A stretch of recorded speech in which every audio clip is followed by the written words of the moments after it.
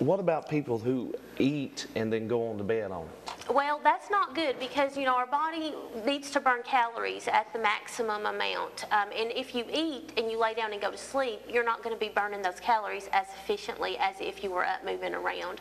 So we encourage people not to eat at least an hour and a half before they go to bed. With our diabetics, sometimes we encourage a snack before bed to kind of regulate those blood sugar levels in the morning, but we tell them try not to eat no sooner than an hour and a half before you go to bed. And it needs to be a very small snack, not anything huge. So we focus on portion sizes with them because sometimes if their blood sugar is really high in the morning when they get up, they can't figure out why.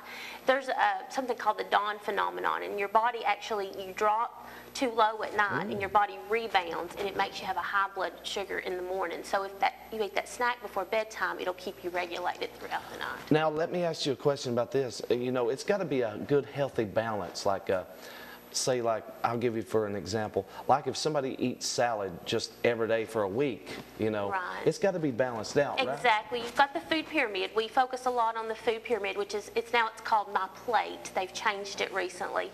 But it focuses on the basic food groups. You've got your breads and grains. You've also have your fruits and veggies. You have your dairy products and your milk products. And, you know, that's the core of what a healthy eating plan should be. You should incorporate all of those food groups in throughout the day. And that's what it takes right here is better education. You know, that's why we got this program that's going on the TV, radio, internet, just to educate people, because a lot of people don't know the do's and the don'ts. I mean, what's some of the most unhealthy foods that people can eat?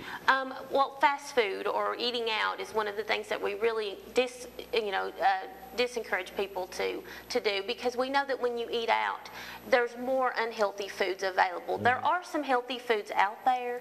It's really hard to choose those because you kind of get in the moment and you see the cheeseburger and you want the cheeseburger and the fries. So one of the questions that we ask when we're doing an assessment on an individual is how often during the week do you eat out? How many times? And, you know, whatever they respond, we ask them, is that mostly fast food restaurants or do you go in and sit down at dinner? And depending on their answer, then we'll educate them a little bit more on limiting their fast foods. But that's one of the biggest things. And the other is, of course, sodas.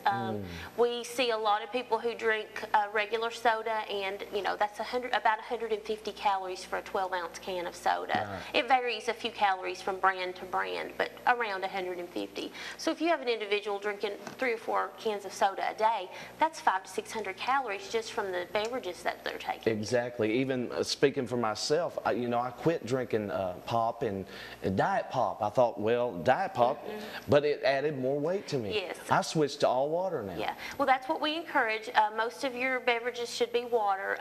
The diet soda, I'm glad you brought that up because that's another thing we talk about. A lot of people say, well, I don't drink regular soda, I drink diet. We do find that it has a lot of preservatives in it and some sodium, and it can cause us to retain fluid, which can hinder weight loss efforts if somebody's trying to lose weight. Now, for an individual with diabetes, of course, the diet soft drink, if they're going to have one of those occasionally, that's going to be better than a regular soft drink because that regular soft drink is going to be more likely to shoot that blood sugar up. But you know, the majority of the people drink a 6-pack of pop a day. Yes, yes. I mean, I've seen the individuals that have come into the health department to see me that drink a half to a 12-pack of soda a day. So that's one of the main goals that we work on with those individuals is trying to decrease their consumption of that. You know, if we encourage them to increase their dairy consumption. So if they want to replace one of those with low-fat milk, that's fine also. But the majority of it should be water. They recommend about 6 to 8 glasses of water today, and a serving is about 8 ounces. So. Now, if somebody's watching or listening that would like to schedule up an appointment to live better, to eat better with you, how do they do that? All they need to do is just call the health department. Our number is 606-878-7754. Just let the girls know that answer the phone that you would like to make an appointment with the dietitian, and they can get that set up for you. We do take some insurances. If individuals' insurance is not one that we take, then the charge is based on income, household income. So they'll do an income assessment on the individual, and then they'll let them know how much the service would cost. Also, if an individual doesn't want to have to pay, there's lots of different resources out there, and if they just want to call me, I can refer them to some online resources that they can go to, so that way they don't have have to pay the money. But I'm more than happy to see anyone that is willing to come out and sit down with me one-on-one. We can do it. That is wonderful.